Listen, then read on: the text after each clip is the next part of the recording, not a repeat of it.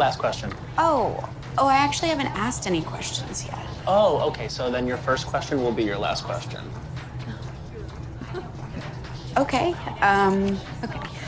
So I was surprised to see that tickets to this event start at $300, and I know that part of Waham's mission statement is lifting up every woman, but can you really do that if the price point is so inaccessible? So I've thought about this quite a bit, and we offer sponsorships for low-income women so they can attend free of charge. Got it. So we've kind of already got that all figured out. Okay, so welcome back. I am back with a recap of Shrill Season 2, Episode 6, Waham. And, so Waham, women are having a moment. It's a women's empowerment conference that Annie has been assigned to cover and basically do a story on. Okay, so Ryan and Annie are en route. They're supposed to drop her off, but of course he wants to blow her because she was talking about how nervous she was. So of course he was like, you could just not go. And she's like, well, he said you could just not go. We could just go into the woods and have sex. Okay, so she was like, well, no, this is actually my job, and yeah, I have to. This isn't like optional. So he started asking, okay, Waham, like I heard you say that, but I'm not exactly sure what that is, and I obviously just explained it to you. Waham women are having a moment. That. Okay, so she is there to interview the founder. The founder's name is Justine, but I think Justine could also be called Joanne the Scammer. Okay, so she arrives at the conference. She's late for her interview. So she goes up to the desk. They give her badge, t-shirt, the whole swag bag thing. And the lady tells her, oh, well, you're late for your 10-minute your interview. She's like, wait a minute. She's like, yeah, the interviews were only a 10-minute slot.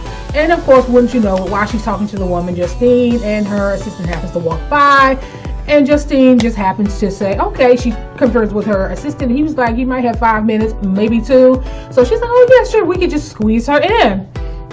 Okay, so they sit down, and knowing the amount of time you have, you would think that she would jump right into asking the questions, but no. Justine was like, oh, I love your blog. I'm glad that that was one of the reasons why I agreed to talk with you. And then she, for whatever reason, goes off on some tirade about her clothes. Again, it's so difficult to find clothes for fat people, which the clip you saw in the beginning. And she was like, oh, wow, I'm surprised you said that. I could never say that. She was like, what? I'm fat. I know that. Okay, so her assistant was basically like, okay, you should probably start asking your questions. This is your last question. She was like, I haven't asked the first question. Annie, girl, okay, anywho. And so, of course, the question was about if this is supposed to be for the everyday woman and enlightening and uplifting women across the board, then why are the fees so high, which technically excludes the vast majority of women? And I think the price point was like $300 for a ticket. And she, gave her a little spiel. Well, we do offer sponsorships for low-income women. And then she's like, oh, well, I have to go. And so her assistant, he said, well, is there any way I can interview one of these low-income women?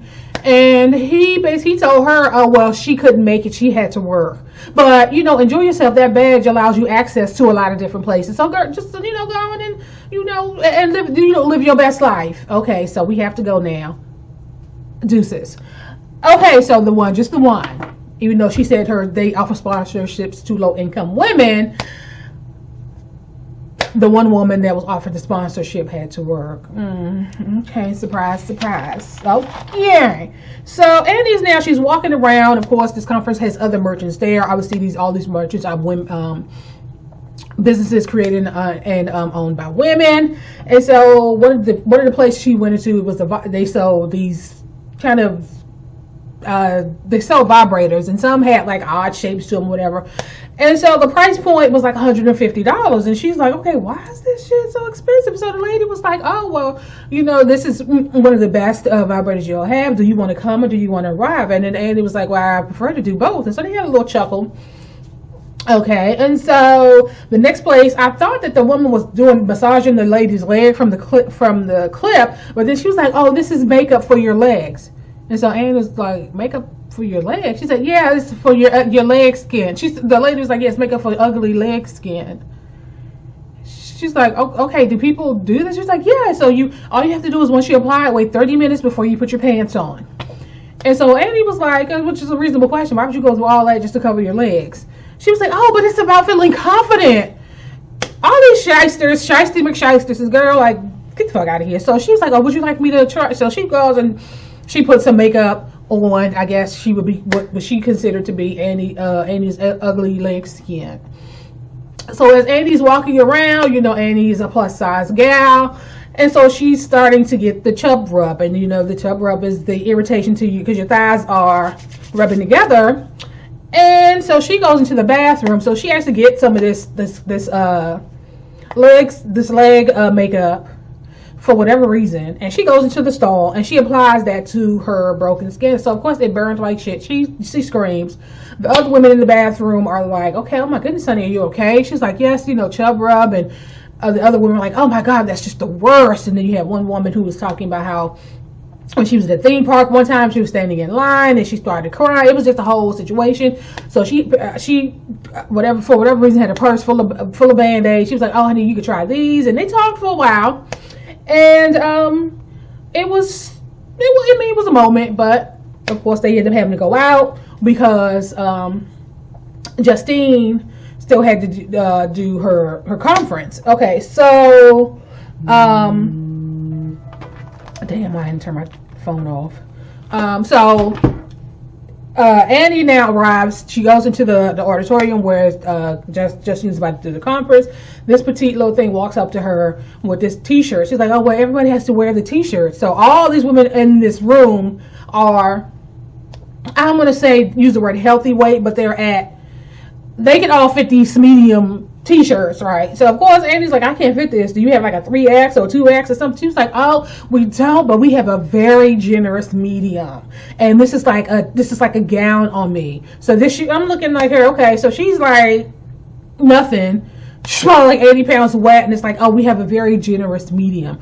So she gives the t-shirt to Annie, and it's like, okay, well, thank you. So Annie goes and take her seat, and Justine eventually comes out and she starts telling the story about how she got this job and how they brought in another woman, and the men told her, well, now you have some competition. And she's like, you know what I did? I got her fired. And she's here today. So this woman stands up, and this woman, she has a head full of gray hair. So I'm like, girl, did you get that? How long ago was this when you got this elderly woman fired? What the hell? So of course Andy is just looking around like, this looks like some bullshit. But she's still in the moment. All these women are standing up talking about their experiences and how this conference and whatever Justine teachings have helped them. But then Connie stands up. Connie is actually the woman who was in the bathroom and gave Annie the Band-Aids, and she was talking about how she dropped out of business school because she wanted to be a stay-at-home mom, and then eventually her husband got sick or got injured or something and he couldn't work, and now she had to struggle to figure out how she was going to be the breadwinner, and she started this post-it company out of her garage, and So I mean, it was a touching moment, but still, it was just too much, and everything is fucking pink everywhere. The t-shirts were pink, even the letters on the damn t-shirts were pink. Everything was fucking pink, and I'm just like, oh god. Okay, so so they started the whole thing started to wrap up, and she did a whole Q&A. People were able to stand up and ask her questions, and then it was a whole, okay, so you guys go out there and be the boss bitch, and the whole thing, and all the music started playing and people were dancing around like, yeah. And then she pointed out, she saw Annie, she was like, yeah, you fat bitch, do what. I'm like, she was doing the most, and Annie was like, okay. Okay, girl. So she gets home. Fran and Emily are in the kitchen. They're going through the swag bag, and she was like, "Oh, you sure?" And Fran was like, "Are you sure you don't want some of this stuff?" And she was like, "No, I stole it for you guys." So they're going through the bag, and they found one of the vibrators, and so they kind of made their little jokes about it or whatever. And Andy was like, "Don't mock my research. I have to write an article about this and da." So, and then they started talking about how Annie, she was all set to meet with her mother the next day to finally talk about what was going on in the whole Vancouver thing. And so Annie's mom, they're like shopping there out, and she started asking like, Mom, but you know, I never really got an answer about what happened with Vancouver and you going to Canada, da da da da.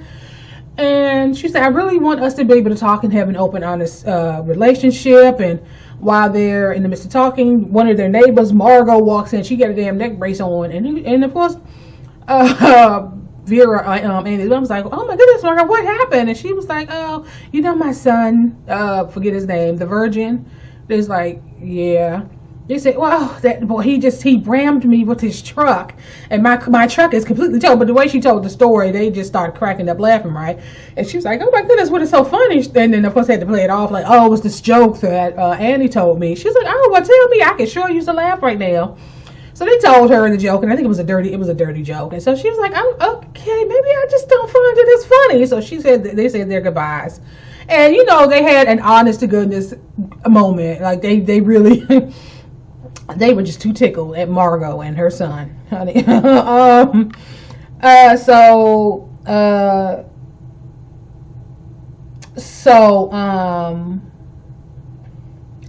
The weekly thorns. So I actually skipped a part. So Ryan is sitting outside of the hardware store where he used to work, and I don't know if he was contemplating going in to ask for his job or whatever the case may be.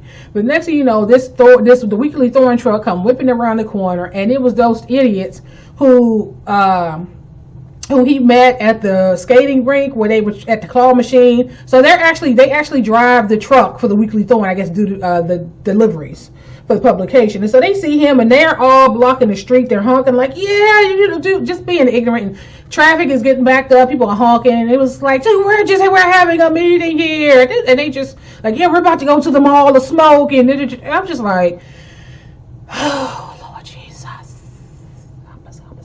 So they eventually pull off. And so we flash to, we're at the weekly thorn. And Amadi is now firing one of these guys, and I don't know his name, but he fired the guy because the guy he didn't like Andy. Andy is the guy from the previous episode who was talking about his sister getting impregnated and his sister out, some craziness.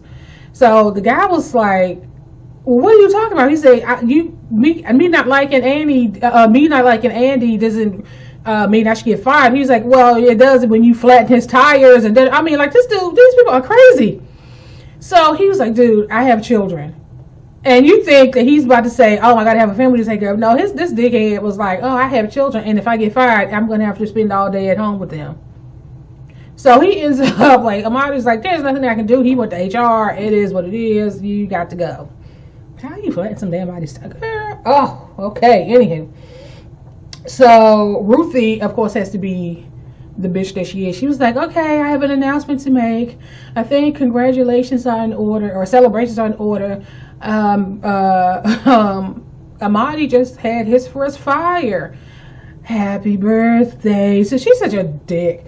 And so Gabe comes out, and he doesn't like Annie's article that she wrote about the conference. And Amadi was like, wait a minute, that's creative, that's your area. He was like, I said you'd be doing me a favor. He's okay, anyway. Okay, just send her in when she comes in. And would you believe it?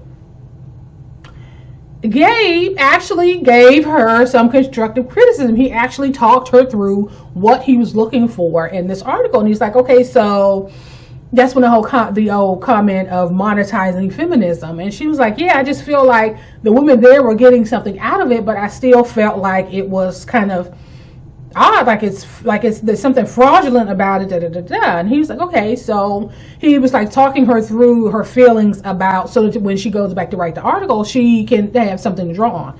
That was an interesting moment. So she was like, oh my goodness, I can't believe he said, let's not drag this out. So of course that could only last so long. It's like, get out.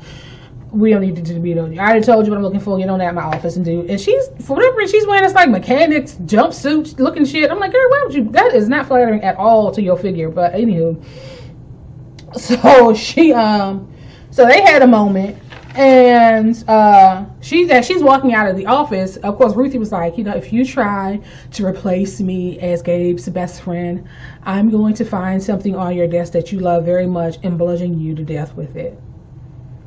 And of course, Amy's like, okay, Ruthie girl, you know, all right now. So she turns around and she sees Ryan walks in with the other guy driving the Weekly Thorn truck. And so she was like, Ryan, what are you doing here? Because they just fired the other guy, they had an opening. So Amadi agreed to hire Ryan. So he's like, so see, now we're both working again and we'll be working together and And she's like, oh, okay. So she has a smile on her face. Like, she's like, oh, she's kind of torn, you know, like, okay, I'm glad you got a job. But then I ain't trying to be seeing you all day. My work life is how I get away from all this other stuff. So now they work together. It's going to be a hot mess. So that's how this episode ended. Yeah, that was interesting. That I was almost like, oh my goodness, touched by little Gabe. He was actually mentoring her, you know, talking her. That was a good moment. That was a good moment. And the whole, you know, the laugh with Margot and the virgin son, that was a hoot. But okay, I'm going to end this here, and I will talk to you guys in the next video.